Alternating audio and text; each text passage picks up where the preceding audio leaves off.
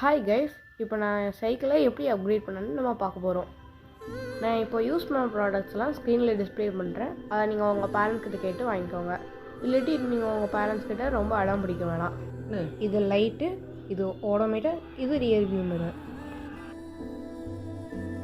இந்த லைட்டில் மொத்தம் 3 வேரியேஷன் இது நம்ம பார்க்கலாம். இது ஹை பீம் வேரியேஷன், இது லோ பீம் வேரியேஷன், இது பிளிங்கிங் வேரியேஷன். அடுத்து இது கூடயே சேர்ந்து ஒரு ஹார்னும் இருக்குது.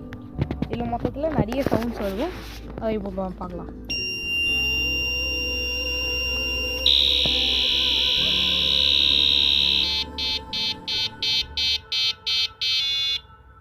அடுத்தது இந்த ஓடோமீட்டரில் டைம் காட்டும், ஓடோமீட்டரில் காட்டும் டிஸ்டன்ஸ் எவ்வளோ டிஸ்டன்ஸ் கவர் பண்ணியிருக்கோன்னு காட்டும். அடுத்து மேக்ஸிமம் ஸ்பீடு காட்டும். நான் என்னோடது வந்து 30.8.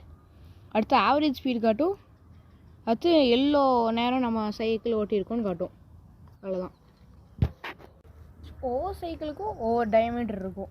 இந்த ஒவ்வொரு டயமீட்டருக்கும் ஒவ்வொரு சர்க்கம்ஃபரன்ஸ் இருக்கும்.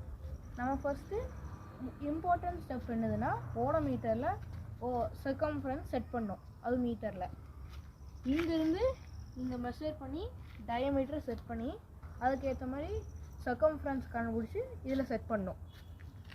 ஒருவேளை நீங்கள் கரெக்டான சர்க்கம்ஃபரன்ஸ் செட் பண்ணலைன்னா அக்யூரேட்டாக ஸ்பீட் காட்டாது.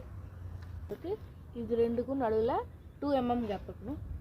அடுத்து இதுக்கும் இருக்கிற டிஸ்டன்ஸ் வந்து மொத்தத்தில் 60 சென்டிமீட்டர்ஸ்.